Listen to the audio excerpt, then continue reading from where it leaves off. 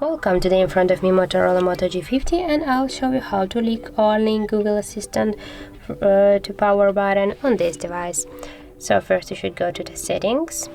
Now for example we'll check, as can you see, by double pressing to our power key we just can lock our phone. And now I'll show you how you can change that. So go to the settings, scroll down here to the system section, go to the gestures, and now just here tap to the double press power key and you can switch that to the launch assistant. And now as can you see, we got here the activated the assistant function. So that's how it looks. And if you want to change that, just go back here and switch it to the noun. And now, as can you see, we just can lock our device.